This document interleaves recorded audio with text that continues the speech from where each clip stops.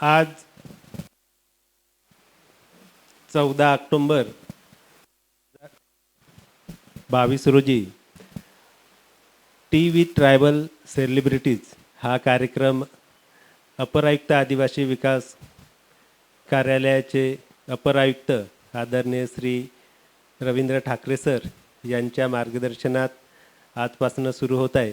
आजच्या या T V tribal सेलिब्रिटीचे आमचे सन्माननीय जे सेलिब्रिटीज आहेत आजचे डॉक्टर भास्करजी हलामी सर हे आमचे आजचे सेलिब्रिटीज आहेत आणि मागील 9 ऑगस्ट 2021 या दिवशी एक आदिवासी अस्मिता स्मरण कार्यक्रम सुरू करण्यात आलेलं होतं जे की 52 आठवडे चाललं आणि त्या कार्यक्रमाचे पण मध्ये डॉक्टर हलामी सर यांच्यापासूनच तो सदरचा कार्यक्रम सुरू झाला होता. अनायसे हलामी सर इथे नागपूरला उपस्थित होते आणि टी विथ ट्रायबल सेलिब्रिटी हा जो कार्यक्रम आहे आज पुनश्च त्यांच्यापासूनच सुरू होत आहे हे मला अतिशय सांगताना आनंद होतो.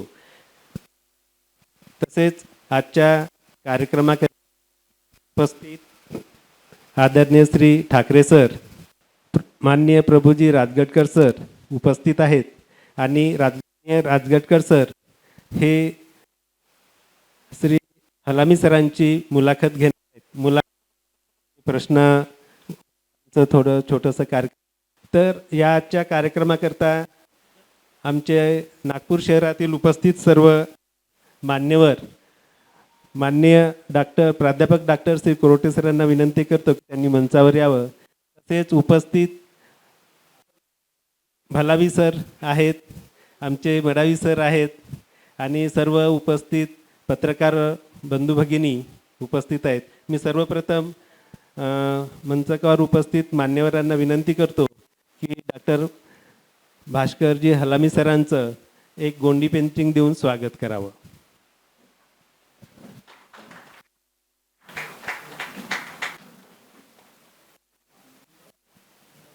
त्याचप्रमाणे प्रभुजी राजगटकर सरांचं स्वागत माननीय ठाकरे सर करतील अशी मी विनंती करतो.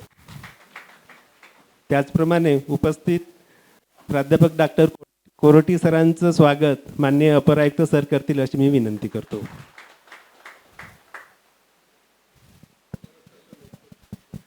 आणि मी प्रभुजी राजगटकर सरांना विनंती करतो की टी विथ ट्रायबल सेलिब्रिटीज या कार्यक्रमाला सुरुवात करावी. तर मित्रांनो, हा जो टी विथ ट्रायबल सेलिब्रिटीज हा जो कार्यक्रम सुरू केला आणि त्याचं नाव पण फारच सुंदर आहे, टी विथ ट्रायबल सेलिब्रिटीज. जे म्हणजे ट्रायबल सेलिब्रिटीज हा शब्दप्रयोगच एक फार अनोखा शब्दप्रयोग आहे. आणि आपल्यामध्ये एक भारतामध्ये खूप दुर्गम भाग आहेत. मी आता मलकानगिरी सगळे आदिवासी जिल्हे आहेत तिकडे. त्याच्यावर 2 लिखाण केलेलं आहे. गडचिरोली, मेळघाट, यवतमाळचा काही भाग, किनवटचा काही भाग आपल्याला सगळ्यांना बऱ्याच लोकांना अभ्यासातून ते वाचून माहित आहे. खूप लोक जे आहे आदिवासींविषयी वाचून मत तयार करतात, पण प्रत्यक्ष जाऊन ते काय तिथं आहे याची शहानिशा फार क्वचितच केल्या जाते असं माझं स्वतःचं मत आहे. आणि गडचिरोलीतला एटापल्ली तालुका जो आज सुरजागडसाठी गाजतो आहे, पूर्ण देशभर नाही तर जगभर सुरजागडसाठी एटापल्ली तालुका आहे. अशा एटापल्ली तालुक्यातल्या एका निबिड अरण्यातल्या म्हणजे कसनसूर हे सुद्धा गाव मोठं असलं तरी ते अरण्यातच आहे आणि त्या गावाला मी बरेचदा भेट दिली आहे. आणि आश्रम शाळेमध्ये ज्याचे पालक 400 विद्यार्थ्यांचा स्वयंपाक करत होते, अशा एका पालकाचा मुलगा आज महाशक्ती आहे जगातली सगळ्यात मोठी महाशक्ती. अशा महाशक्तीच्या एका शहरात राहतो, जे कसनसूर ते USA. हा प्रवासच दिव्य आणि अगम्य आहे. असा प्रवास केलेला व्यक्ती आपल्यासोबत जे आज बसलेला आहे, त्याचा आपण पहिल्यांदा टाळ्यांच्या स्वागत करूया. जेव्हा मी भास्कर हलामीची नोट वाचली, म्हणजे त्यांची माझी भेट नाही, पण ते मला ओळखतात असं ते बोलले. हा दिव्य प्रवास जो आहे तो कसा झाला किंवा ते कसे करत गेले हे आपण त्यांच्याकडून ऐकूया. आणि माझ्यासोबत डॉक्टर कोर्डे आहे. काही प्रश्न म्हणजे संवाद साधायला, हे प्रश्न नाही, हा संवाद. तर डॉक्टर हलामी साहेब, आपण कसनसूर सारख्या एका आश्रमशाळेमध्ये आपल्यासारखे खूप मुलं होती तिथं. जवळजवळ 400 ते 500 मुलं एका आश्रमशाळेत असतात साधारणतः. अशा आश्रमशाळेत तिथं शिक्षण झाल्यानंतर आज आपण USA मध्ये आहे. तर हेच आपल्याला सगळं कसं वाटतंय, हा प्रवास जो आहे, या प्रवासाविषयी आपण थोडक्यात पहिल्यांदा आम्हाला सांगा. धन्यवाद सर. धन्यवाद ठाकरे सर, मला ही एक अपॉर्च्युनिटी दिल्याबद्दल. खरं तर अशी गरज नव्हती की माझ्यापासूनच तुम्ही कार्यक्रम सुरुवात करावा, पण तुम्ही जो मला हा सन्मान दिला त्याकरिता खरंच मी खूप आभारी आहे. नंतर मी आपण विचारलेल्या प्रश्नाकडे वळत आहे. कसनसूर ते USA हा प्रवास खरं तर आता एका स्वप्नाप्रमाणेच वाटतं मला. कारण असं कदाचित आपण स्वप्नामध्येच बघू शकतो. जेव्हा मी कसनसूरची गोष्ट करतो तेव्हा कसनसूरमध्ये शिकलेला विद्यार्थी जर आज कुठेही, म्हणजे कसनसूर किंवा गडचिरोली जिल्ह्यातल्या कुठल्याही आश्रमशाळेत जरी तुम्ही आज गेलात आणि विचार की तू भविष्यात कुठं जाशील, तर कदाचित त्या प्रश्नाचं उत्तर देण्याइतपत सुद्धा जो अवेअरनेस आहे तो आपल्या विद्यार्थ्यांमध्ये नसतो. आणि माझ्या बाबतीत म्हणायचं झालं तर तसंच होतं. म्हणजे मी कसनसूरला जेव्हा शिकत होतो, जर त्यावेळेस कुणी मला विचारलं असतं की बाबा तू शास्त्रज्ञ होशील का, की तू अमेरिकेला जाशील का, तर कदाचित त्याचं उत्तर मी देण्याच्या परिस्थितीमध्ये नसतो. मात्र कसनसूरच्या आश्रमशाळेत असताना 2-3 गोष्टी प्रामुख्याने मला मिळाल्या. एक तर शिक्षण. ज्यावेळेस कर्मचाऱ्यांची सगळी मुलं त्या आश्रमशाळेत शिकायची, सगळ्यांना सारखं शिक्षण मिळायचं आणि सर्व असे जे आश्रमशाळा किंवा तो परिसर असायचा तो एक परिवार म्हणून राहायचा. शिक्षकांची मुलं, इतर कर्मचाऱ्यांची मुलं, आश्रमशाळेतील मुलं, विद्यार्थिनी, आणि हा जो मोठा परिवार होता यामध्ये प्रत्येक जण काय करतो प्रत्येकाला ठाऊक असायचं. आणि मग कसनसूरला असताना मग आम्ही पहिल्या दुसऱ्या वर्गात असू त्यावेळेसच माझी एक मैत्रीण आहे सुचिता पेद्दीवार म्हणून, आता ती लेक्चरर आहे बडसाला. ती आणि मी दोघे होतो एका क्लासमध्ये. मग एका सरांनी सांगितलं की आपल्याकडे गोष्टीची पुस्तकं आहेत वाचनालयात, तुम्हाला अभ्यासाव्यतिरिक्त जर वाचलं तर त्याचा फायदा होऊ शकतो, तुम्हाला जास्त कळू शकतं, माहिती मिळू शकते. त्यांनी कदाचित कॅज्युअली सांगितलं असेल किंवा सिरियसली सांगितलं असेल, एक्झॅक्टली आठवत नाही. सरांचं नाव मात्र अजूनही लक्षात आहे. नरोटे सर होते ते, त्यांनी म्हटलं होतं ते. आणि कुडमे सर होते जे वाचनालयाचे इन्चार्ज होते, लायब्ररीचे इन्चार्ज. या दोघांची नावं मला पक्की लक्षात आहेत. त्यांनी म्हटलं, आणि त्याच दिवशी आम्ही कुडमे सरांना भेटलो. कुडमे सरांनी कसलाही विचार न करता आम्हाला एक पुस्तकं दिली. आम्ही दिल्याबरोबरच ती वाचून काढली लगेचच, आणि पुन्हा परत गेलो, आम्हाला दुसरं पुस्तक पाहिजे. मग त्यांनी 2 पुस्तकं दिली, परत वाचून लगेच परत. मग सायंकाळला त्यांनी गंमत म्हणून 3 पुस्तकं दिली आम्हाला आणि म्हटलं की तुम्हाला लागतील तर मी उद्या तुम्हाला परत देईल पुस्तकं. 3 पुस्तकं वाचून दुसऱ्या दिवशी पुन्हा दुसरी पुस्तकं, गोष्टीची पुस्तकं, जनरल नॉलेज किंवा अशा प्रकारची पुस्तकं नव्हती. आणि मग ती पुस्तकं आम्हाला आवडायला लागली. आवडायला लागली आणि मग तो आमचा दिनक्रमच सुरू झाला की पुस्तकं घ्यायची, वाचायची, परत करायची, पुस्तकं घ्यायची, वाचायची, परत करायची. 4था वर्ग पास होईपर्यंत त्या वाचनालयातील सगळं बाल साहित्य साधारणतः 350-400 पुस्तकं असतील किंवा जास्तही असतील, काही मोजली नाही आम्ही त्यावेळेस. त्यामध्ये मग रामायणाची पुस्तकं होती, महाभारताची होती, सापनीती होती, मग काही छोट्या छोट्या बिरबल अकबराच्या कथा होत्या, खूप सारी अशी पुस्तकं होती. ती आम्ही वाचून काढली आणि वाचून काढल्याचा फायदा आम्हाला असा झाला की 4था वर्ग पास होता होता आमचं वाचन कदाचित त्यावेळेसच्या 10वीच्या विद्यार्थ्याच्या लेवलचं. कारण बरीच पुस्तकं वाचली, म्हणजे तुम्ही विचार करा 350-400 पुस्तकं होती त्या वाचनालयात. त्या वयात आम्ही ती वाचून काढली.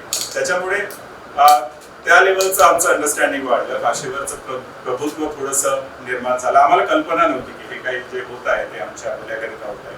आम्ही गंमत म्हणून ते वाचत गेलो आणि मग त्या वाचनाचा फायदा असा झाला की भाषेचा. मी तुम्हाला इथं थांबवतो थोडंसं की भाषेचा म्हणून मला खूप प्रश्न असा आहे की साधारणतः तुमची भाषा माडी आहे किंवा बोली, आणि ज्याची बोली भाषा असते त्याला मराठी किंवा अन्य भाषा ही परदेशी भाषा फॉरेन लँग्वेज वाटते. अशा वेळेस तुम्ही पुस्तकं सगळी मराठीत म्हणता, याच्यामध्येच आपल्याला जे आहे वाचत असताना आणि आपली बोली भाषा आणि ती प्रमाण भाषा याच्यात तुम्हाला काय अडचण आली का, किंवा तुम्हाला ते समजून घेण्यामध्ये काही प्रश्न निर्माण झाले का?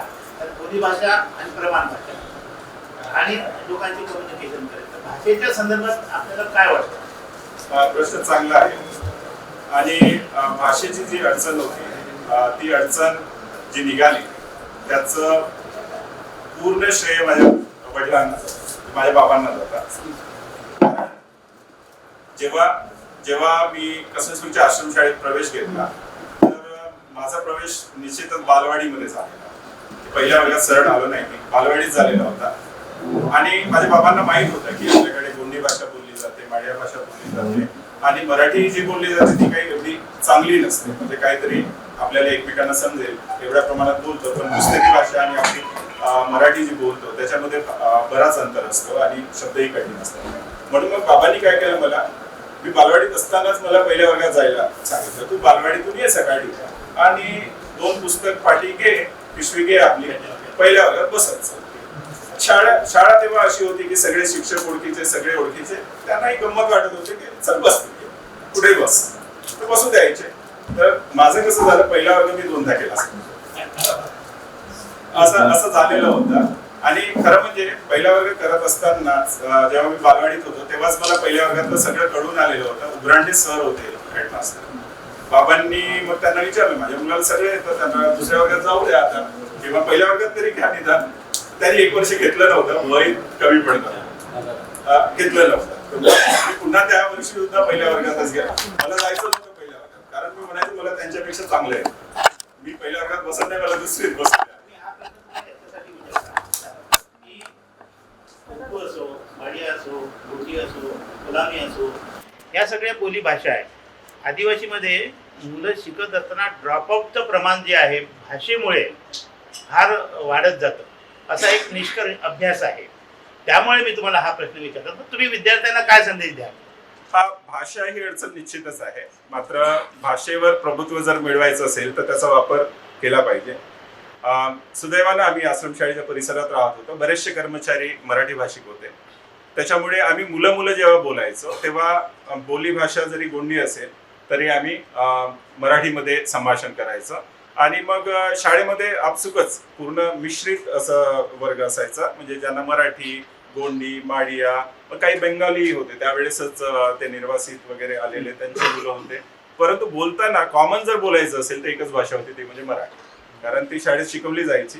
मग त्याचा वापर तिथून वाढला आणि त्याचा फायदा मग मराठी इम्प्रूव्ह होण्याकरिता झाला. मला असं वाटतंय, आता एक आदिवासी व्यक्ती डॉक्टर भास्कर हलामी म्हणून एक सायंटिस्ट, शास्त्रज्ञ म्हणून जेव्हा एका नावारूपालाच येतो आणि त्यामुळे त्यांचं पदार्पण ज्या पद्धतीने एका वेगळ्या म्हणजे खंडातच झालं असं मला म्हणावं लागेल. तर यामध्ये आधीचा प्रवास जो होता तुमचा इथपर्यंत, म्हणजे एक कर्मचारी म्हणून किंवा एक प्रोफेशनल व्यक्ती म्हणून नागपूर विद्यापीठाचा याच्यामध्ये विभागामध्ये तुम्ही कार्यरत होते, तर इकडचा प्रवास आणि त्यानंतर तुम्ही जे काही मागील 10 वर्षापासून अमेरिकेत बसले, तर तिकडच्या प्रवासामध्ये काय तुम्हाला फरक जाणवलं की जेणेकरून म्हणजे एका ट्रायबल व्यक्तीला तिथले कुठल्या प्रकारच्या आव्हानांना तोंड द्यावं लागलं यावर थोडंसं प्रकाश टाका. आव्हानं बरीच असतात.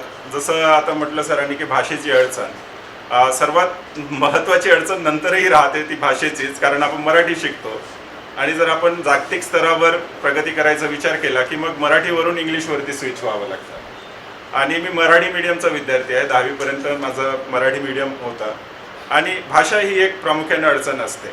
मात्र काय झालं, मी कदाचित त्यावेळेस मी यंगेस्ट होतो, नागपूर विद्यापीठाला असिस्टंट प्रोफेसर किंवा लेक्चरर म्हणून त्यावेळेस लागलो. त्यावेळेस तर इथं असताना जे टीचिंग करायचो मी, विद्यार्थी खरंच खूप हुशार असतात LIT मध्ये. त्यांना टीचिंग करण्याकरिता मला माझं इंग्लिश इम्प्रूव्ह करावं लागलं आणि मग सब्जेक्टचं नॉलेज आणि ह्या सगळ्या गोष्टी इम्प्रूव्ह कराव्या लागल्या. तर माझे सुरुवातीचे 5 वर्ष LITचे भाषेचं इम्प्रूव्हमेंट म्हणजे इंग्रजीचं इम्प्रूव्हमेंट आणि सब्जेक्ट नॉलेजवरती भर आणि इतर गोष्टी ज्या आवश्यक आहेत एका सिनियर कॉलेजला शिकवायसाठी याच्यावरती भर होता. तर मी हे निश्चित म्हणणार नाही की खूप इकडे खूप वाईट आहे आणि तिकडे खूप चांगलं आहे. मात्र फरक नक्की आहे. फरक असा आहे की आपल्याकडे शिक्षण हे थोडंसं रिजिड आहे असं म्हणता येऊ शकतं. रिजिड आहे म्हणजे कुणीतरी सिलेबस ठरवतो आणि मग शिकवतो कुणीतरी वेगळा, समजायचं कुणाला तरी वेगळ्याला असतं. पण अमेरिकेमध्ये जर पाहिलं तर प्राध्यापक जो शिकवणारा असेल तोच आपलं सिलेबस ठरवतो, त्यांनीच ठरवायचं आहे आणि तोच ते शिकवतो. त्यामुळे काय होतं की ज्या क्षेत्रामध्ये प्राध्यापक पारंगत असतो त्या क्षेत्राची माहिती किंवा त्या विषयाचं ज्ञान अगदी सूक्ष्मपणे, अगदी बिलकुल A to Z पर्यंत तो मुलांना देऊ शकतो. त्याच्यामुळे काय होतं की जे मुलं शिकणारे आहेत त्यांना ते व्यवस्थित समजायला लागतं. आपल्याकडे कसं असतं की सिलेबस बनतो एक कॉमन आणि मग कुणी एक्सपर्ट असेल नसेल तरी त्याला कंपल्सरीली ते शिकवावं लागतं. त्याच्यामुळे काही भाग एक प्राध्यापक चांगला शिकवू शकतो पण विषयातला सगळा भाग एकच प्राध्यापक शिकवू शकतो. हा जो प्रकार आहे तो तिकडे नाही आहे, अगदी 12वी पास झाल्यानंतर पासून. हे तुम्ही फार महत्त्वाचं सांगितलं. तर आपल्याकडे काय कोणीतरी 4 लोक बसतात, सिलेबस तयार करतात आणि खाली काय चाललं आहे ग्राउंड लेवलला याचा कुठलाही विचार करत नाही आणि ते मग एक सगळ्यांना सारखंच हे असते. हे आपण एक फार महत्त्वाचं एक विधान आणि महत्त्वाची माहिती आम्हाला दिली. शिक्षणाच्या बाबतच आपण आता 10 वर्ष अमेरिकेमध्ये आहात आणि इथून भारतीय शिक्षण व्यवस्थेतून आपण तिकडे पुढे गेला.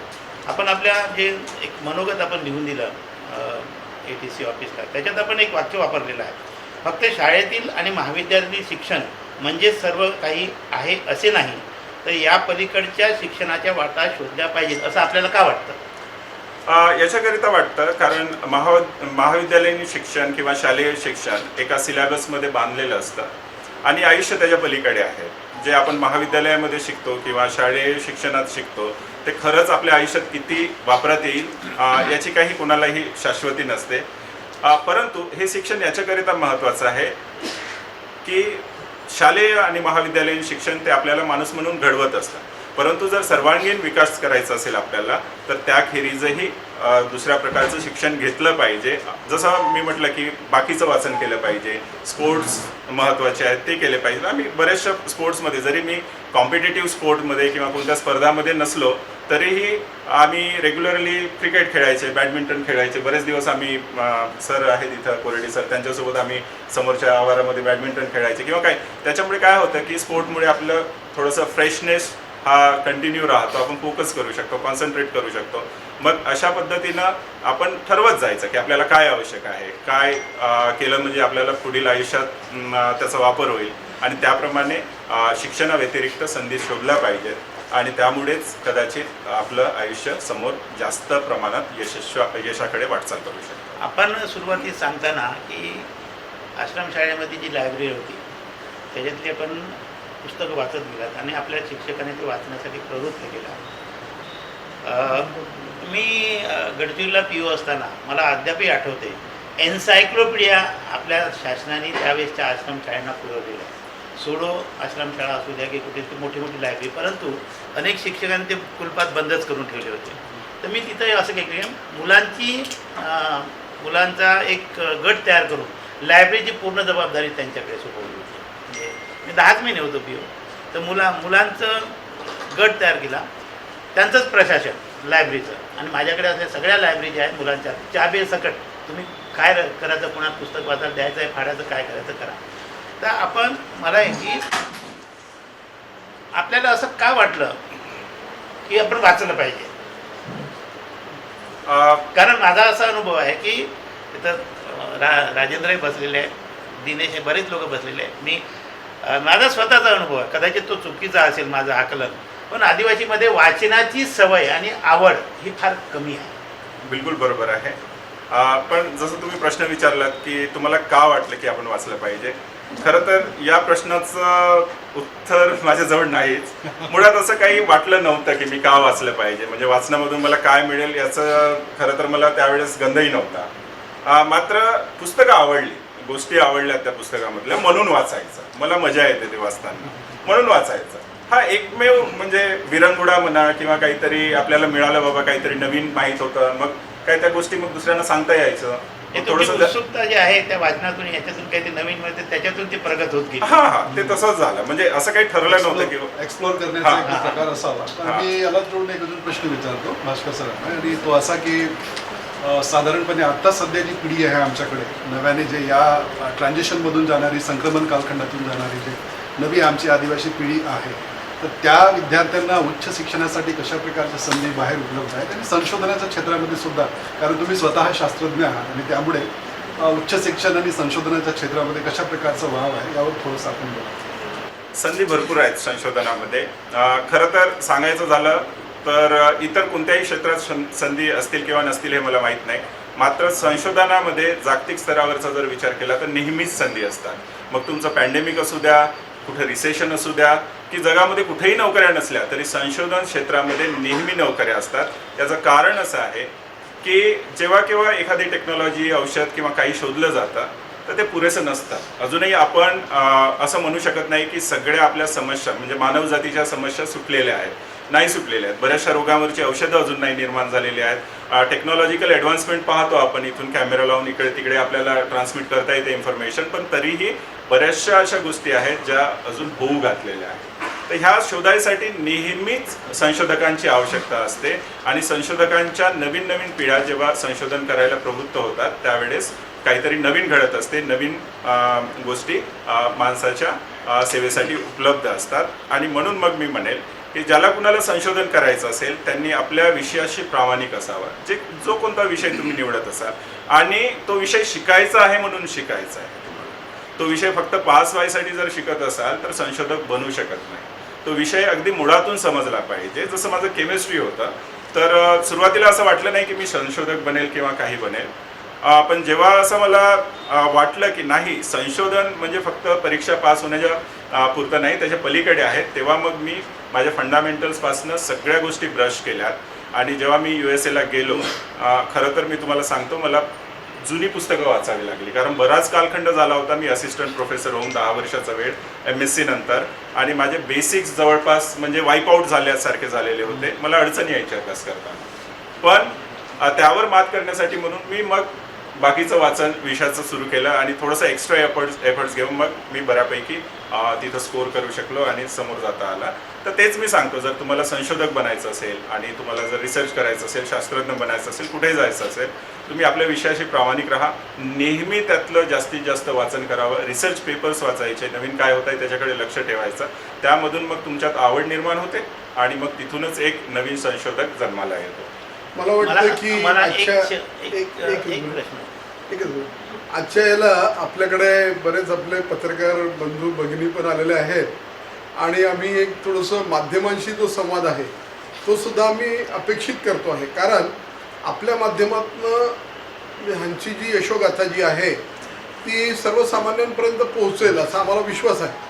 तर माझी विनंती राहील की आमचे जे पत्रकार बंधू भगिनी या ठिकाणी, माध्यमाचे जे प्रतिनिधी या ठिकाणी आलेले आहेत, त्यांनी सुद्धा या ठिकाणी आपलं म्हणजे it like an open house.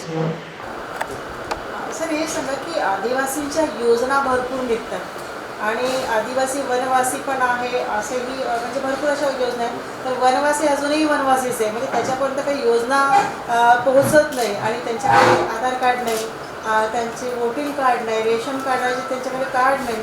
यासाठी तुमच्या काही नवीन उपाययोजना आहेत का शासनाच्या? शासनाच्या योजना लोकांपर्यंत पोहोचत नाही किंवा ते त्याचा फायदा घेऊ शकत नाही हे नक्कीच आहे. थोडाफार प्रमाण जो आहे त्याचं कमी होत आहे, पण अजूनही हव्या त्या प्रमाणात त्या योजनांचा जो इफेक्ट आहे तो दिसत नाही आहे. याचं मुख्य कारण म्हणजे आहे काय असेल तर ज्यांच्यासाठी योजना राबवल्या जातात त्यांना त्या योजना फक्त तात्पुरत्या स्वरूपात मिळणाऱ्या मॉनिटरी किंवा छोट्या छोट्या फायद्याच्या गोष्टी असतात, रोजंदारी मिळत असेल किंवा मग थोडेफार अनाज मिळत असेल, त्यांना अन्न मिळत असेल तर ते त्यांना वाटतं तेवढ्यापुरतंच मर्यादित आहे. पण त्यांचं अजूनही विजन इथपर्यंत डेव्हलप नाही झालं की ह्या ज्या योजना मिळतात त्या मिळवून आपण आपलं आयुष्य समोर नेलं पाहिजे, जेणेकरून आपल्याला कुणावरती अवलंबून राहावं लागणार नाही. माझं सोल्युशन त्याच्यावरती कदाचित फार कमी असतील, पण एक महत्त्वाचं सोल्युशन असं आहे की आज प्रत्येक गावातले विद्यार्थी शिकलेले आहेत आणि त्या शिकलेल्या विद्यार्थ्यांनी जर थोडं गावामध्ये लक्ष घातलं तर ह्या समस्या बऱ्यापैकी नष्ट होऊ शकतात आणि येत्या 20-25 वर्षामध्ये अशी कुठलीही समस्या दिसणार नाही. आज मी माझ्या गावामध्ये आहे, मी गावच्या लोकांशी बोलतोय, संवाद साधतोय, मला त्यांच्या समस्या समजत आहेत.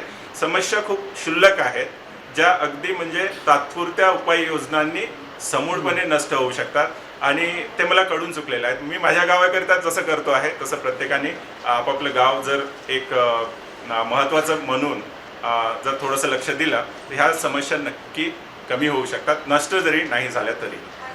नाही, याच्यातही मी आपल्या प्रश्नाचं थोडंसं अजून त्याला पुढे जाऊन उत्तर देऊ इच्छितो. आत्ता जसं डॉक्टर साहेबांनी सांगितलं त्याला मी थोडीशी पुस्तीशी जोडेल की खरं म्हणजे इव्हन आपले जे काही कर्मचारी म्हणून जे त्या गावांमधनं बाहेर पडलेले आहेत यांनी जसं तर डॉक्टर साहेब इथे आल्यानंतर त्यांनी आपल्या गावामध्ये जाऊन काय काय अडीअडचणी आहेत ह्या समजून घेतल्यात आणि त्या सोडवण्याचा प्रयत्न ते आपल्या परीने करतायत आणि प्रशासन निश्चितपणे सोबत आहे.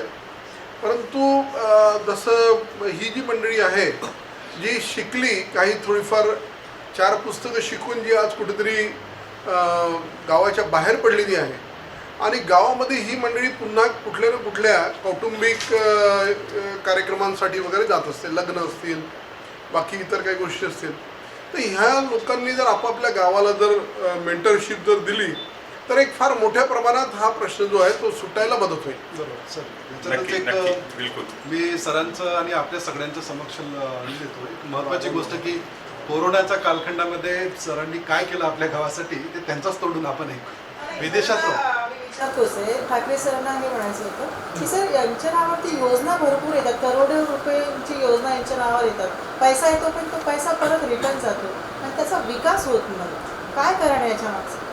नाही, आपण खरं म्हणजे कसं आहे की कुठला पण विकास ज्याला आपण म्हणतो तर आपल्याला वेगवेगळ्या जे एज ग्रुप्स आहेत आणि त्यांच्या ज्या आकांक्षा अपेक्षा ज्या आहेत त्याप्रमाणे आपल्याला त्यांना बघायला पाहिजे आहे.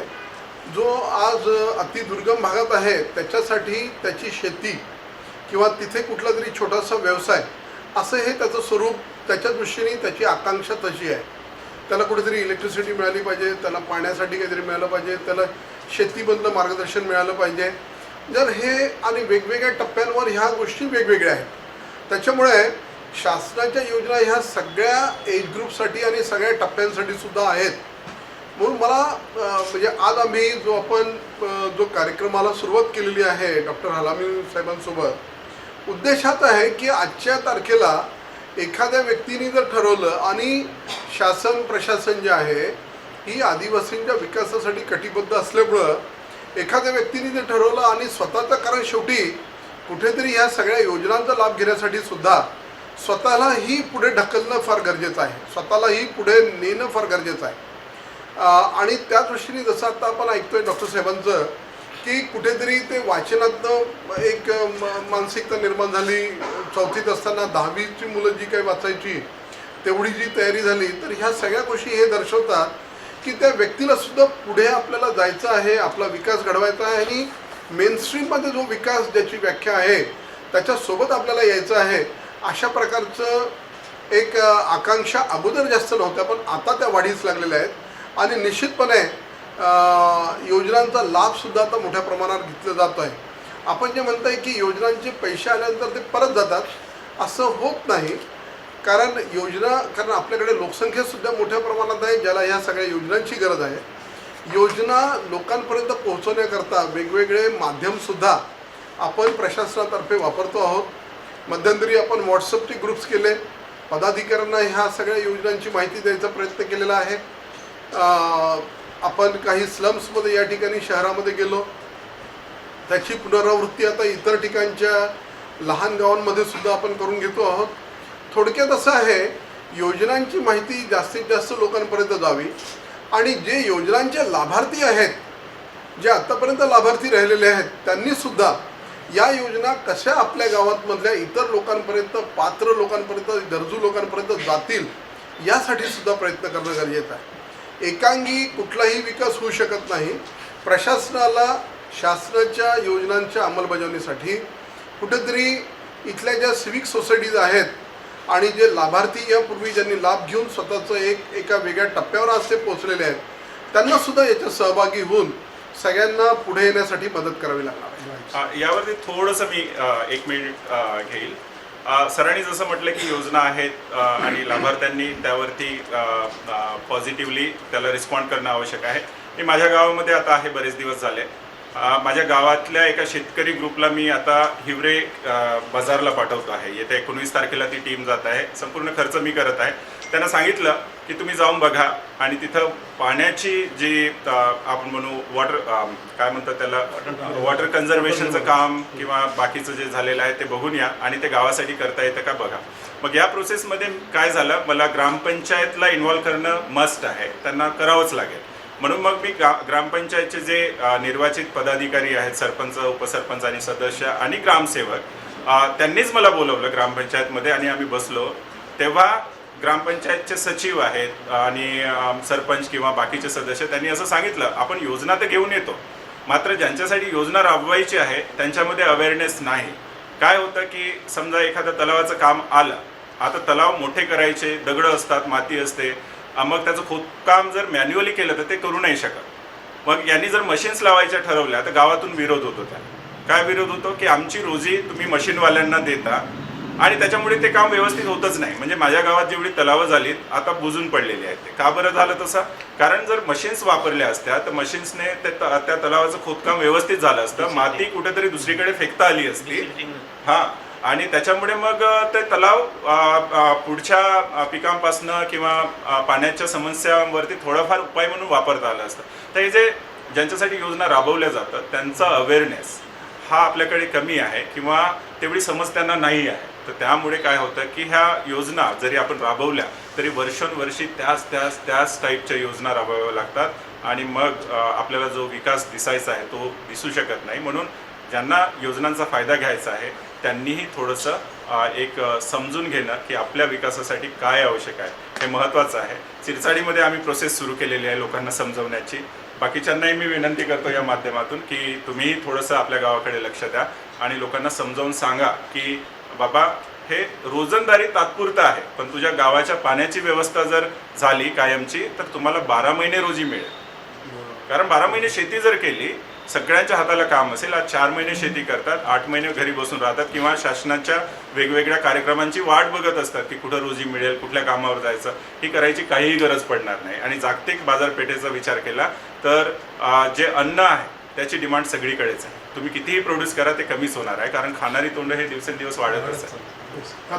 मी म्हणत होते की अजूनही आदिवासी मजूरच आहे, तर त्यांना म्हणजे योजनेचा लाभ मिळत नाही, तर त्याच्यासाठी तुमचा काय पुढाकार? शेती मिळत नाही, त्याच्याकडे शेती नाही, ते अजूनही मजूर आहे, त्यासाठी तुमचा काय पुढाकार आहे? नाही ताई, आता मजुरीचं जे भाग आहे त्याच्यामध्ये आपण एक समजून घ्यायला पाहिजे की आपल्याकडे आजच्या तारखेला जो फॉरेस्ट कन्झर्वेशन ॲक्ट जो आहे आणि फॉरेस्ट राईट जे आहेत, वन हक्क अधिनियम जो आहे, त्याच्या अंतर्गत आता आपल्याकडे कमीत कमी नव्याने 10,000च्या जवळपास या सगळ्या नागपूर डिव्हिजनमध्ये 10,000च्या जवळपास शेतकरी निर्माण केलेले आहेत। दुसरा भाग असा आहे की शेवटी स्किल्सचा एक विषय येतोच। तुम्हाला जेव्हा कारण शासनाच्या या विभागातर्फे वेगवेगळ्या योजनासुद्धा आहेत की ज्या माध्यमातून आपल्याला स्किल्सचं अपग्रेडेशन, म्हणजे त्या व्यक्तीला स्वतःची क्षमता वृद्धी जी आहे, कॅपॅसिटी बिल्डिंग ज्याला आपण म्हणू, ती करूनसुद्धा त्याला वेगवेगळ्या क्षेत्रामध्ये जायची संधी आजच्या तारखेला आहे। तिसरी बाब अशी आहे की जो आपले काही शाळा ज्या आहेत या शाळांमधून सुद्धा करिअर गायडन्स आहे इतर जे वेगवेगळे क्षेत्र उघडे आहेत याच्याबद्दलचं सुद्धा एक मार्गदर्शनाचं आपण सुरुवात केलेली आहे. तर मला असं वाटतं की कारण मजूर हा फक्त आदिवासीच आहे आणि इतर म्हणजे जाती जमातींमध्ये नाही आहे असं म्हणून चालणार नाही. आजच्या तारखेला आपण ग्रामीण भागात जर बघितलं तर ज्या भागात त्यांची आर्थिक परिस्थिती आहे, जी व्यक्ती त्या ठिकाणी त्याच्याकडे जो स्किल सेट आहे त्या स्किल सेटच्या हिशोबाने तो त्या ठिकाणी कामकाज करतो आहे आणि त्यामुळे हे जास्तीत जास्त लोकांपर्यंत पोचवावं आणि स्किल सेट्स आपले वाढावेत या दृष्टीने सुद्धा शासनाचा प्रयत्न सुरू आहे. ओव्हरनाईट बऱ्याचशा गोष्टी घडू शकत नाहीत. त्याच्यामुळे यामध्ये सिविक ऑर्गनायझेशन जे आहेत यांचंसुद्धा फार मोठं कॉन्ट्रीब्युशन जे आहे ते लागणार आहे. आणि आत्ता जसं डॉक्टर साहेब स्वतः अमेरिकेवरनं परत आल्यानंतर आपल्या गावामधल्या शेतकऱ्यांना कुठेतरी पाठवत आहेत, विशेष करून ते स्वतः सगळा खर्च करत आहेत. अशा पद्धतीने शासनाच्या सुद्धा योजना आहेत. हिवरे बाजारला किंवा इतर ठिकाणी राळेगण सिद्धीला अशा ठिकाणी जाऊन जलसंवर्धनाचं कामं कसे झाले आहेत, त्या ठिकाणी एकत्रितरित्या पीक पेरण्याच्यापासून तर मार्केटिंगपर्यंत कसा निर्णय घेतला जातो, या सगळ्याबद्दलचं जे आहे या गोष्टी ओव्हरनाईट होऊ शकत नाहीत. याला सुरुवात झालेली आहे. थोडा वेळ अवधी या सगळ्या गोष्टींना लागत असतो. त्याच्यामुळे असं म्हणणं मला वाटतं चुकीचं होईल की आदिवासी हा फक्त रोजमजुरीचंच काम करतो आहे असं म्हणणं मला वाटतं की चुकीचं आहे. आज वेगवेगळ्या क्षेत्रामध्ये आदिवासींनी आपलं स्वतःचं अस्तित्व निर्माण करायला सुरुवात केलेली आहे आणि भविष्यामध्ये आपल्याला ते एका अत्यंत चांगल्या रीतीने त्यांचा प्रेझेन्स जो आहे हा मेन स्ट्रीमिंग झालेला आपल्याला दिसेल. सर, एक आश्रमशाळा ते LIT आणि LIT ते अमेरिकेपर्यंत हा प्रवास जो आहे तो थोडा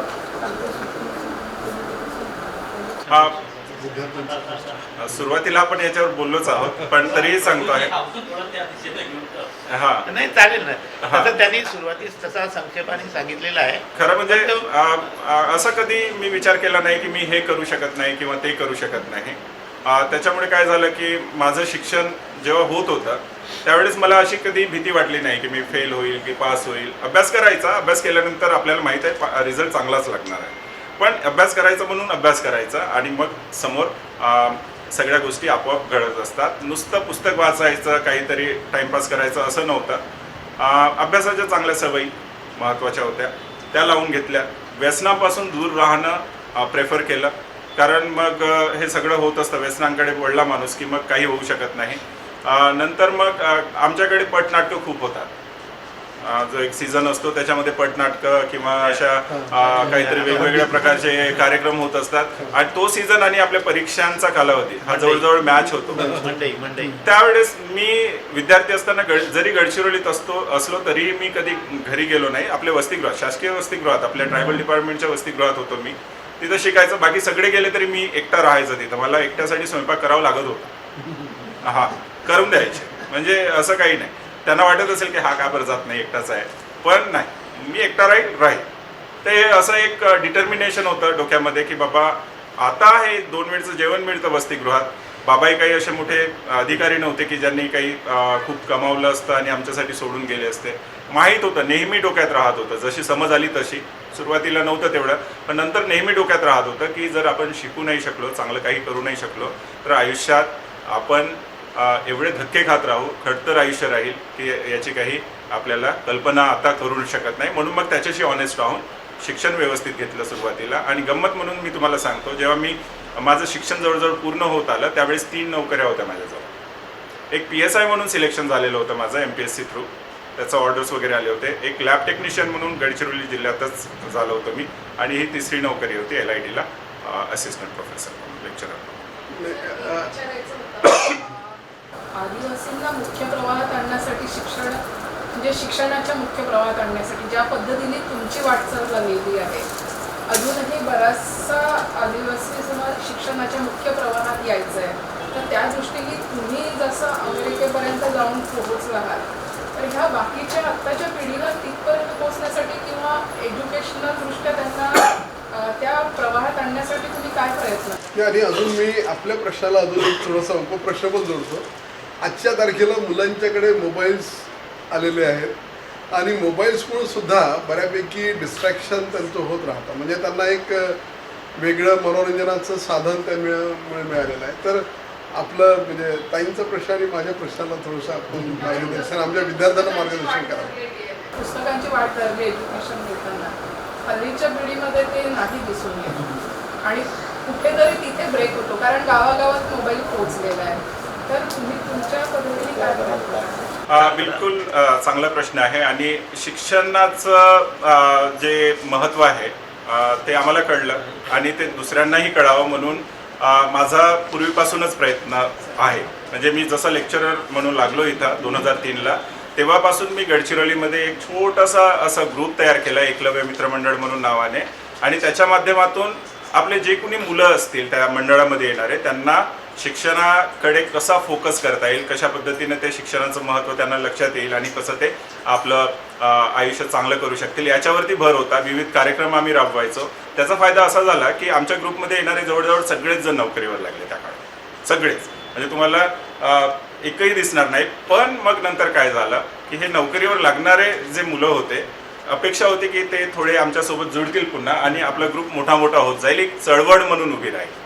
दुर्दैवानं म्हणावं लागेल मला की आदिवासी समाजातून जो शिकून गेलेला विद्यार्थी आहे, फारसा परत समाजाकडे भटकायला बघत नाही, किंवा भटकला तरीही शिक्षणासारख्या महत्त्वाच्या गोष्टीवरती तो आपलं योगदान द्यायला बघत नाही.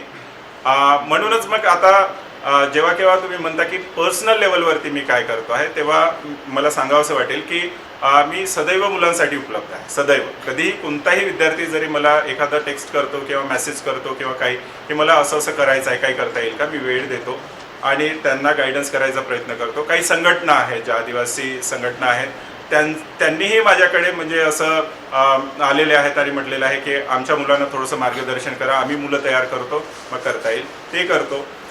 त्याच्यानंतर आता जेव्हा मी गावाला गेलो, मला लायब्ररी बंद दिसली. लायब्ररी बांधून जवळपास 2-3 वर्ष झालेत, ती बंद आहे, जाळे लागलेले, सगळं हे झालेलं. त्या लायब्ररीला मी उघडायला लावलं. तिथं टेबल नव्हते, असे चेअर्स वगैरे सगळ्या होत्या, पुस्तकं आहेत, सगळं आहे. ते सगळं रिअरेंज करायला लावलं. 2 मुलं लावलेली आहेत आता. ते सायंकाळी 6 ते 8 पर्यंत त्या लायब्ररीमध्ये जाणार. माझ्या गावाला 1 ते 7 पर्यंत शाळा आहे. 1 ते 7 पर्यंतचे सगळे विद्यार्थी त्या 6 ते 8 या सायंकाळच्या वेळेत जाऊन तिथं अभ्यास करतील, स्वतःचा होमवर्क आणि हे ते. त्यांच्यासाठी भविष्यामध्ये माझ्याकडे बरेचसे प्लान्स आहेत. टप्पा हा आहे, आम्ही या टप्प्यावर आहोत की आधी या मुलांना सवयी लावायच्या. सवय लागली एकदा की मग त्यांना त्यांच्या सवयीचा फायदा घेऊन मग विशेष वाचनाकडे किंवा बाकी एज्युकेशनल गोष्टींकडे त्यांना वळवायचं हळूहळू. हा आहे बिलकुल, हा प्लॅन समोर चाललेला आहे आणि अशा गोष्टींसाठी मी सदैव उपलब्ध आहे. म्हणजे तुमच्या माध्यमातून मी सगळ्यांना सांगू इच्छितो की कुठल्याही गावचा विद्यार्थी असेल, तो आदिवासीच नाही, गैर आदिवासी जरी असेल तरीही मी विद्यार्थ्यांसाठी सदैव उपलब्ध आहे. मग मला थोडासा एक्स्ट्रा वेळ द्यावा लागला तरीही चालेल. राखीच्या प्रश्नाला धरून मी एक उपप्रश्न असा विचारतो की आदिवासींच्या शिक्षणामध्ये, जे प्रायमरी शिक्षणामध्ये, त्याच्या बोलीभाषेचा फार मोठा एक अडथळा आहे. म्हणजे जो बेसिक मी अगोदर विचारला होता. आणि उच्च शिक्षणाकडे जाण्याचं जे एक प्रमाण आहे, जे वरती जसं जातो पण ड्रॉपआउट खूप मोठा आहे. माझं असं एक आकलन आहे की या भाषेमुळे त्याच्या एकूणच शिक्षणावर आणि ड्रॉपआउटवर परिणाम होतो का, एक. आणि दुसरी गोष्ट, आपण शिकलं पाहिजे हा भाव जो आहे तो आदिवासी आता खूप आलेला आहे.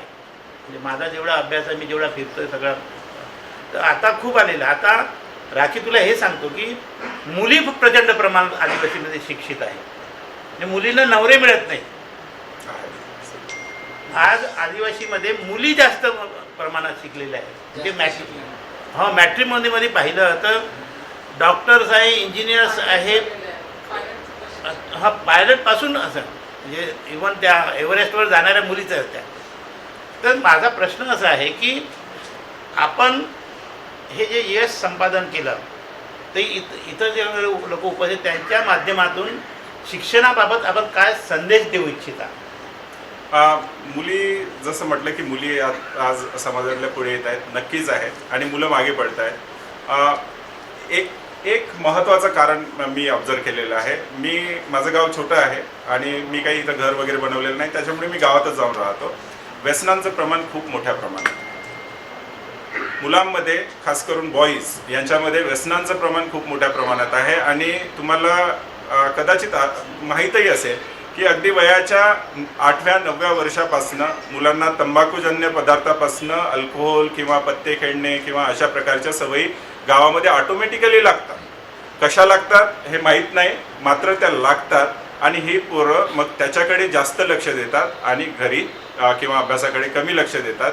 मुलींचं प्रमाण कमी आहे. याचं कारण असं आहे, मुली त्यातल्या त्यात घरामध्ये, शाळेमध्ये आणि या वातावरणामध्ये जास्तीत जास्त वेळा असतात. म्हणून मुली आज जास्त प्रगत दिसत आहेत आणि मुलं वाया गेलेली दिसत आहे. अनफॉर्च्युनेटली मला हे म्हणावं लागेल की आदिवासी समाजाचं हे एक भयानक सत्य आहे की मुलं जास्तीत जास्त प्रमाणात व्यसनाकडे वळलेली आहेत. आणि ते जर कमी झालं नाही तर यातून मार्ग कदाचित काढणे किंवा निघणे जवळजवळ अशक्य आहे. एक माझ्याकडून एक शेवटचा प्रश्न, तुम्ही आश्रमशाळेत शिकला, अलीकडे अशी एक मागणी होत आहे की या आश्रमशाळा शहरामध्ये स्थलांतरित कराव्या, अशा अनेक अभ्यासक जे आहे मांडणी करतात. कारण मी या सगळ्या घटनांकडे फार बारकाईने पाहत असतो. अनेक अभ्यासक, आदिवासीमध्ये येऊन अभ्यास करणारे अभ्यासक या आश्रमशाळा हा आता शहरामध्ये स्थलांतरित. माझा अभ्यास आहे की या आश्रमशाळेने आदिवासीमध्ये फार मोठी क्रांती केलेली आहे. कारण याच्यातून शिकलेले आमदार झाले, अधिकारी झाले. आज एकट्या गडचिरोलीमध्ये 40 ते 50 डॉक्टर्स आहेत.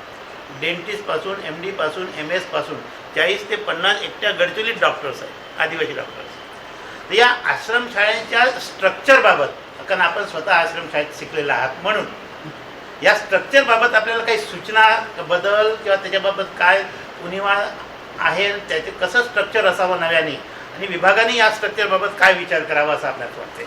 मला थोडंसं वेगळं वाटतं. जरी मी खूप म्हणजे अभ्यासक नसलो त्या क्षेत्राचा किंवा खूप फारसा मी कॉज आणि इफेक्टवरती अभ्यास नसेल केला, तरीही मला असं वाटतं की शाळा खरं तर खेड्यामध्ये किंवा अशा ठिकाणीच असाव्यात, निवांत असाव्यात.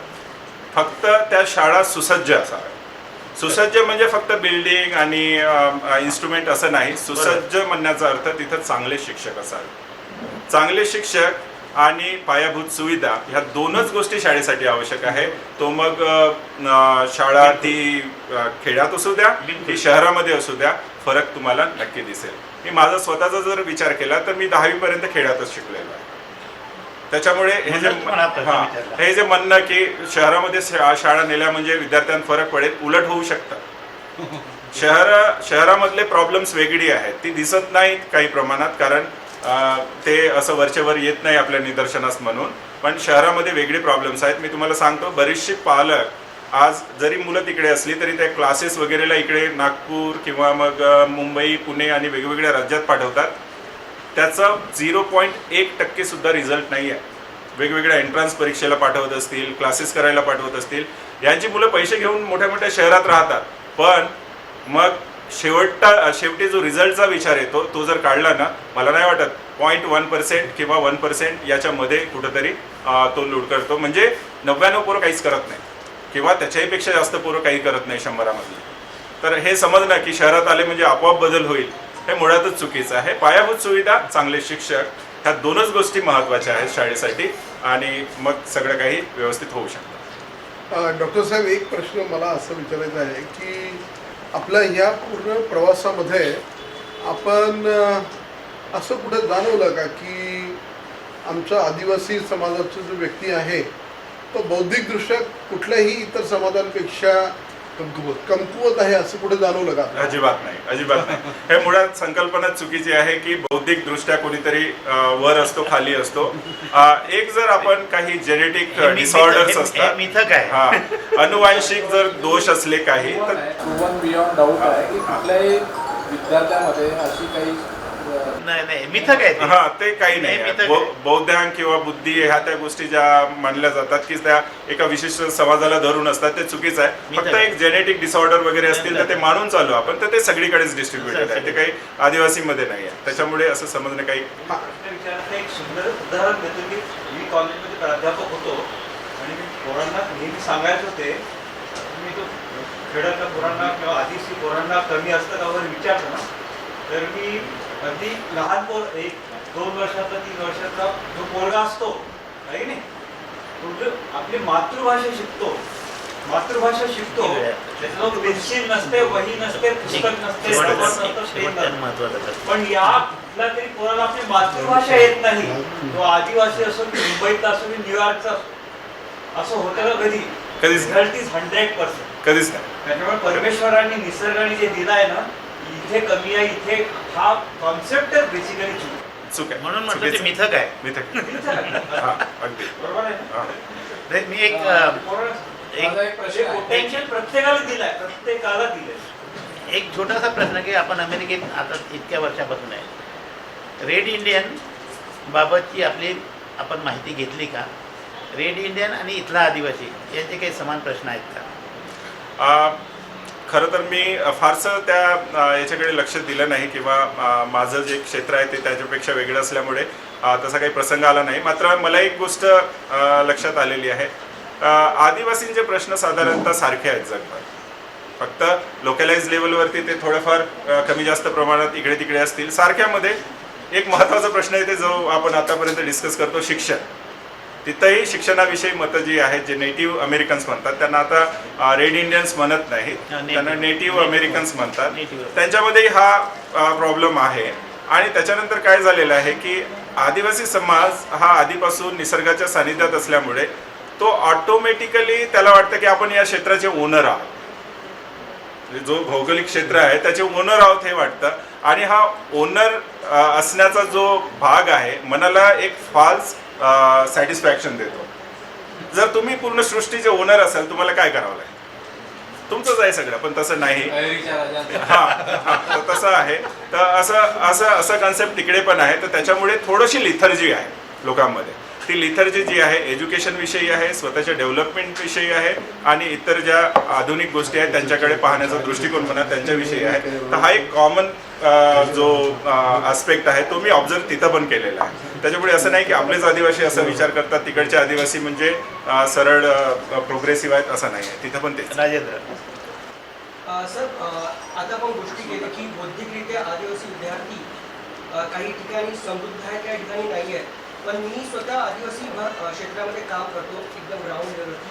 आणखी मी स्वतः बघितलं की पुस्तकीरित्या जर आपण तेवढं साऊंड नसलो तरी जो ऑन ग्राउंड आहोत, एक अपेडाची रिपोर्ट म्हणते की almost we export 950 crore worth honey to USA. 950 करोडचं वर्थचं शहर आपण जागतिकरित्या एक्सपोर्ट करतो आणि ऑलमोस्ट त्याच्यातला 90% हा आदिवासी हातातूनच जातो. मला असं वाटते की पुस्तक तर आपण वाचतच आहोत, पण जर आदिवासी विभाग किंवा आदिवासी डिपार्टमेंट वोकेशनल स्टडीज, कारण आम्ही स्वतः बघितलं की आदिवासी जितकं जंगलातून कमवतो तितका तो नोकरीतून कमवत नाही आहे. पण प्रॉब्लेम असा आहे का तिथला जो उद्योगधंदे आहेत शहर आदिवासींचा, पण बिझनेस आदिवासींचे नाही आहे. तर तेंदूपत्ता आदिवासींचे आहे पण बिझनेस त्यांच्या हाती नाही आहे. बांबू आदिवासीच काढतात पण बिझनेस त्यांच्या हाती नाही आहे.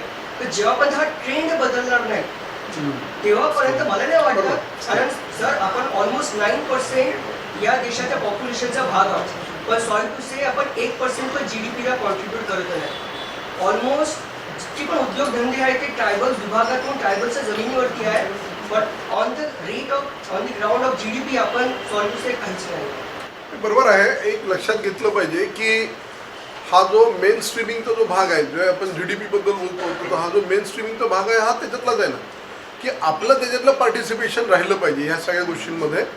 आणि आज जसं आपल्या पुढे एक रोल मॉडेल आहेत डॉक्टर भास्कर हलामी, तर त्यांनी तर अत्यंत खडतर ठिकाणाहून येऊन आज अमेरिकेमध्ये जर ते एक चांगले संशोधक म्हणून आहेत, तर मला वाटतं की हा एक रोल मॉडेल आपल्या सगळ्यांपुढं आहे की ठरवलं तर सगळं शक्य आहे.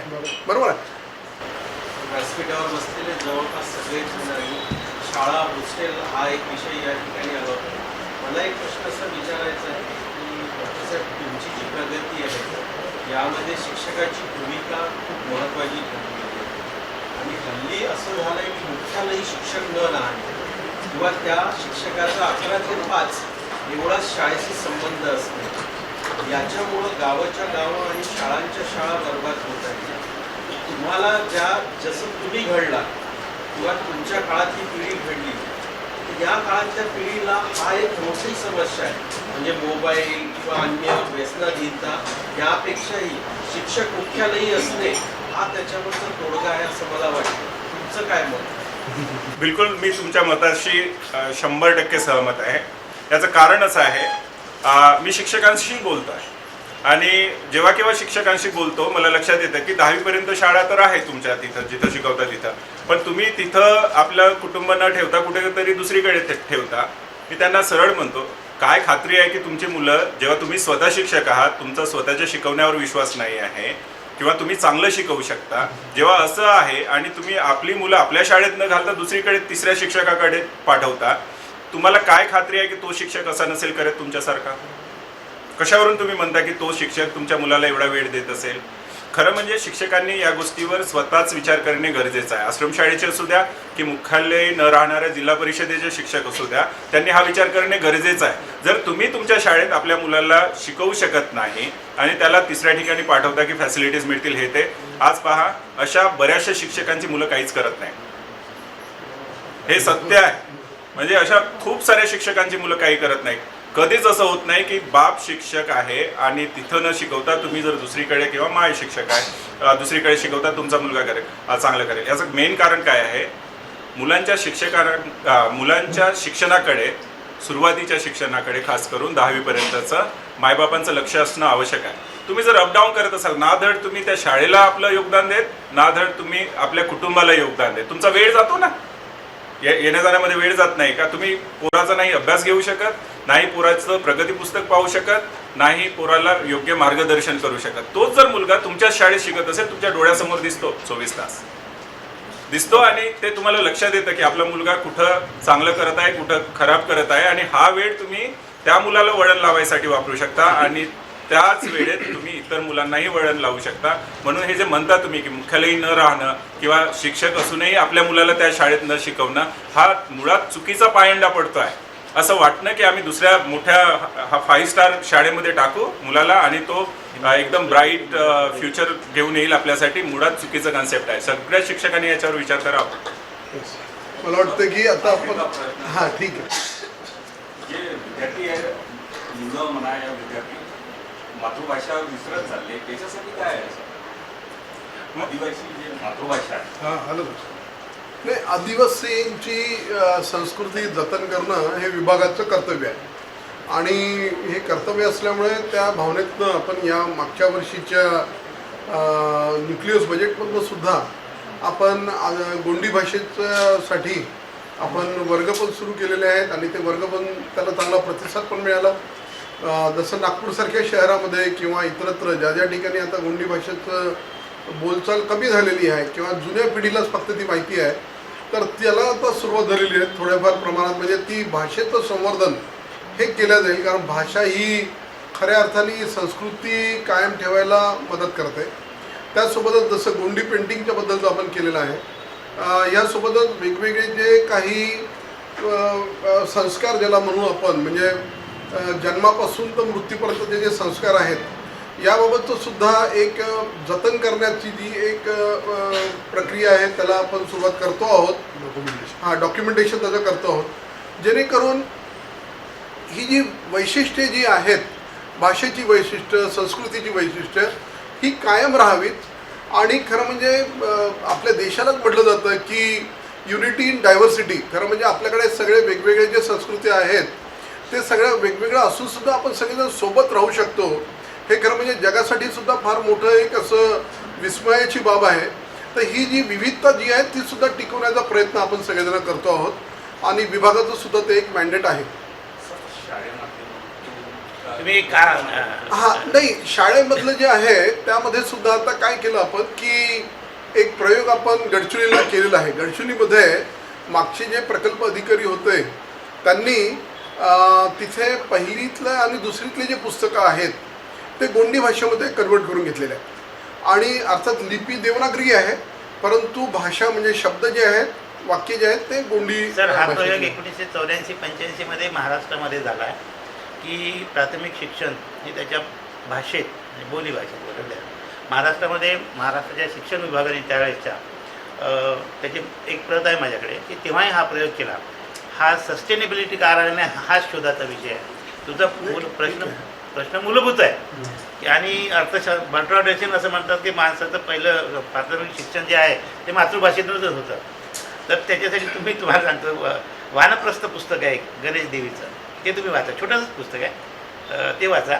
आणि भाषाशास्त्रावरचे तुम्ही त्यांचे पुस्तकं वाचा. किंवा सेतू माधव पगडींनी गोंडी भाषेवर फार मोठा अभ्यास केला आहे, आमचे कुरंडी साहेबांना माहिती आहे ते. तर ते तुम्ही वाचा की म्हणजे तुम्हाला त्याचे काही उत्तरं त्याच्यामध्ये तुम्हाला सापडतील. एवढंच मला सांगायचं, बाकी काही नाही. मी तुमचा प्रश्न basic सगळ्यांना आहे. एक आता सध्याला प्रश्न डॉक्टर चांगला आहे साहेब तुमचा. ज्या संस्थेमध्ये काम करत आहेत अमेरिकेमध्ये, त्या संस्थेची माहिती आपल्याला सगळ्यांना एक असावी यासाठी ते जस्ट आम्ही थोडंसं जरा दाखवतो आहे या ठिकाणी. जर ते हे दाखवा की ही जी आहे फार्मास्युटिकल कंपनी आहे आणि या फार्मास्युटिकल कंपनीमध्ये सध्याला डॉक्टर भास्कर हलामी साहेब त्या ठिकाणी कार्यरत आहेत. इथं माझा फोटो नाही, ही मॅनेजिंग टीम आहे आमची. आणि सध्या ही जी इथली जी आहे गेटल्सबर्ग म्हणून जी आहे न्यूयॉर्कपासून 30 किलोमीटर वॉशिंग्टन DC पासून जवळपास 25-30 किलोमीटरवरती हे गेटेसबर्ग म्हणून आमचं मुख्यालय आहे. अगदी डाव्या बाजूला जी बिल्डिंग दिसत आहेत ती, आणि मग त्या उजव्या बाजूच्या बिल्डिंग वेगवेगळ्या ठिकाणचे, त्यातल्या 2 आहेत चायनामधल्या आणि तिसरी हाँगकाँगला आहे. हाँगकाँगला आमचं कॉर्पोरेट ऑफिस आहे, ज्याच्यामधून इन्व्हेस्टर आणि ते रिलेशन्स पाहिले जातात. खाली एक पुन्हा आहे ऑफिस आमचं बॉस्टनला आहे, ते पण रिसर्च ऑफिस आहे. पण मुख्यालय मात्र मी जिथं काम करतो ते गेटेसबर्ग इथलं आहे. ही जुनी बिल्डिंग आहे. आम्ही आता या महिन्यामध्ये नवीन बिल्डिंगमध्ये जातो आहोत, तर ते वेगळे पिक्चर्स असतील. वरती घ्या. काय करते ही कंपनी, तर ही कंपनी आहे जेनेटिक मेडिसिन्स तयार करायचा प्रयत्न करते आहे माझ्यासोबतच. आणि शॉर्ट इंटरफेरिंग RNAs, म्हणजे इकडे बघा, इथं त्यांनी दिलेलं आहे क्लिनिकल स्टेज RNA थेरप्टिक्स, म्हणजे आहे जे genetic material RNA ribonucleic acids म्हणून जे असतं, ते RNA वापरून मेडिसिन तयार करायचा प्रयत्न करतो आहोत आम्ही. ते मेडिसिन वेगवेगळ्या जेनेटिक डिसऑर्डर्सवरती, जसं कॅन्सर आहे, फायब्रोसिस आहे, मग कोविड आहे, किंवा मग इतर जे अनुवांशिक रोग असतात अशा टाईपचे जे रोग आहेत, सिकल सेलवरही याचा वापर होऊ शकतो. ॲक्च्युली सरांनी काढलं म्हणून विषय. अजून मी एवढ्या मोठ्या पोझिशनला पोहोचलो नाही की मी डिसिजन मेकर आहे तिथं किंवा काही, पण माझा प्लॅन नक्की आहे. जर मी त्या कंपनीत राहिलो थोडासा वेळ, पुढचे 5-7 वर्ष, तर नक्की त्या पोझिशनला पोहोचेन की जेव्हा एखादा नवीन प्रोजेक्ट मी माझ्या मनानं चालू करू शकेल. आजच्या घडीला मी सिनियर सायंटिस्ट 2 म्हणून आहे, आणि जवळजवळ RNA मॅन्युफॅक्चरिंग, तिथं जे इन हाऊस मॅन्युफॅक्चरिंग जे आहे RNA मॅन्युफॅक्चरिंग, ते मी बघतो आहे. आणि सगळं माझ्याशी संबंधित आहे. ते म्हणजे बेसिक मटेरियल जे आहे मेडिसिनसाठी लागणारं, ते कितीही प्रकारचं असलं तरी ते मी तयार करतो आहे. आणि त्याच्यामधले व्हेरिएशन जे काही राहतील ते लोक सजेस्ट करतील किंवा मी डिझाईन करेल आणि हे करेल.